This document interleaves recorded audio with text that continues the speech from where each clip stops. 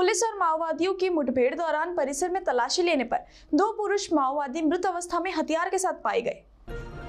Police station गोडलावही से 10 kilometre दूरी पर छत्तीसगढ़ के मोहल्ला मानपुर जिले के बोधी टोला के पास माओवादियों की एक बड़ी टुकड़ी पुलिस दल पर हमला करने और निष्पाप आदिवासियों को मारने के उद्देश्य से घात लगाए बैठे होने की जानकारी सूत्रों से मिली, जिससे उक्त परिसर में पुलिस दल की ओर से जल्द शोध मुहिम चलाई गई।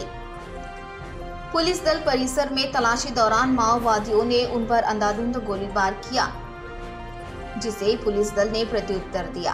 करीब 1 घंटे तक गोलीबारी शुरू होने की जानकारी है, जिसके बाद परिसर में तलाशी लेने पर एक AK-47 और एक SLR हथियार के साथ 2 पुरुष माओवादियों के शव मिले, जिनमें से एक की प्राथमिक जांच में पहचान हो पाई, जो कि कसनसूर दलम का उप कमांडर दुर्गेश बट्टी,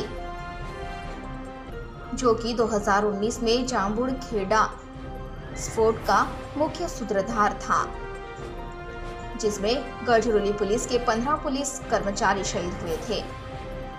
आगे की कार्रवाई और परिसर की तलाश शुरू है। आज सकाळी गडचिरोली पोलीस दलाला एक गोपनीय माहिती मिळाली होती की छत्तीसगड बॉर्डर जवळ आमचे जे शेवटचे गाव आहे बोधीन टोला, तिथे एक नक्षल कॉम्पोनेंट तिथे येऊन कॅम्प लावलेला आहे आणि त्या कॅम्पमध्ये ते सिक्युरिटी फोर्सेसवर मोठा घातपात करण्याची योजना बनवत आहे। त्या अनुषंगाने तात्काळ गडचिरोली पोलिसने 4 C60चे पथक आणि 1 QAT CRPFचे पथक असे रवाना केले नक्षलविरोधी अभियानासाठी।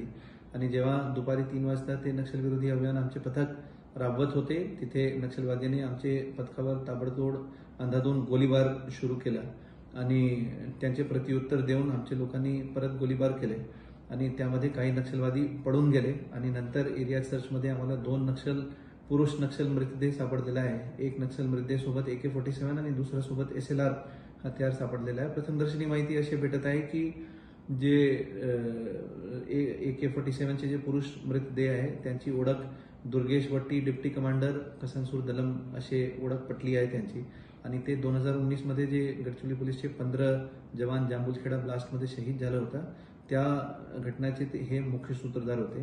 तिथे आमचे पूर्ण चमूक नक्षलविरोधी अभियान सध्या राबत आहे आणि तिथे सर्चिंग ऑपरेशन सध्या सुरू आहे।